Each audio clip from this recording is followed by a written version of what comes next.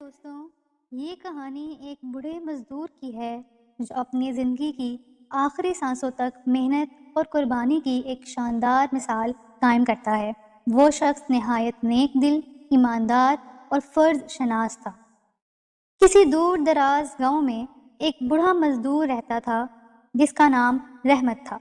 اس کے پاس کوئی بڑی جائیداد یا دولت نہیں تھی، لیکن اس کے دل میں دوسروں کی مدد کرنے کا جذبہ بے پناہ تھا۔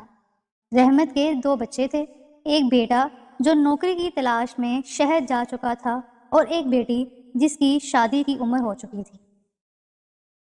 رحمت کی بیوی کا انتقال بہت پہلے ہی ہو چکا تھا اور وہ اکیلے اپنی بیٹی کے بہتر مستقبل کے لیے دن رات محنت کرتا تھا۔ رحمت کو احساس تھا کہ اس کی زندگی کی سب سے بڑی ذمہ داری اپنی بیٹی کی شادی ہے، اور یہی سوچ اس کی زندگی کا مرکز بن گئی تھی۔ رحمت کی عمر کے ساتھ اس کی جسمانی طاقت کم ہوتی جا رہی تھی، لیکن اس کی محنت کرنے کی لگن میں کمی نہیں آئی۔ وہ گاؤں کے لوگوں کے کھیتوں میں کام کرتا، لکڑیاں کاٹتا اور اپنی تھوڑی سی مزدوری جمع کرتا۔ ایک دن گاؤں کے ایک زمیندار نے اعلان کیا کہ وہ اپنے کھیتوں میں کام کرنے کے لیے مزدوروں کو روزانہ کی بنیاد پر مزدوری دے گا۔ رحمت نے یہ سن کر فوراً اس کام کے لیے حامی بھر لی، حالانکہ یہ کام اس کی عمر اور صحت کے لیے بہت مشکل تھا۔ زمیندار نے مزدوروں سے کہا، جو بھی اس کھیت میں سب سے زیادہ کام کرے گا اسے اضافی رقم دی جائے گی۔